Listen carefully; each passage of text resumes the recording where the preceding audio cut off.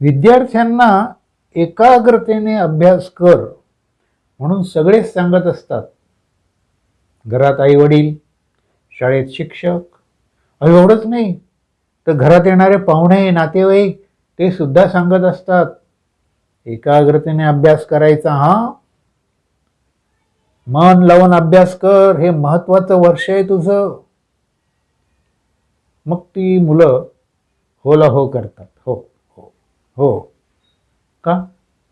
कारण त्यांना माहिती असतं एकाग्रतेने अभ्यास करायला सगळे सांगतायत, पण कसा करायचा, एकाग्रतेने अभ्यास कसा करायचा हे कोणीच सांगत नाही.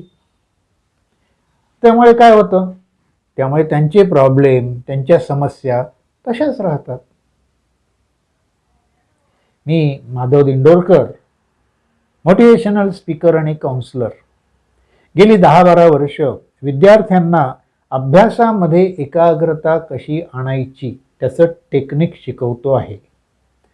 आणि ज्यांनी ते टेक्निक शिकून घेतलं आणि त्याचा सराव केला, त्या प्रत्येकाला त्याचे खूप चांगले रिझल्ट मिळालेले आहेत आणि आज सुद्धा मिळत आहेत. तर ही एकाग्रता म्हणजे काय? सोपं आहे हो. जे असं काही खूप मोठं रॉकेट सायन्स नाही आहे, हे एकदम सोपं आहे. म्हणजे असं बघा, तुम्ही एखादं काम करता, ते काम करत असताना तुम्ही त्या कामावरती पूर्ण फोकस झालात म्हणजे तुम्ही एकाग्र झालात.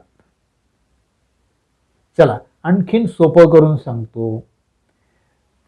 जेव्हा तुम्ही एखादं काम करतात तेव्हा त्या कामाचेच विचार तुमच्या मनामध्ये असतील, मेंदूमध्ये असतील, तर तुम्ही एकाग्र असतात. आता हे एकाग्रता आल्याने काय होतं, तर तुम्ही जे काम करत असाल त्या कामावरती तुमचा मेंदू फोकस होतो.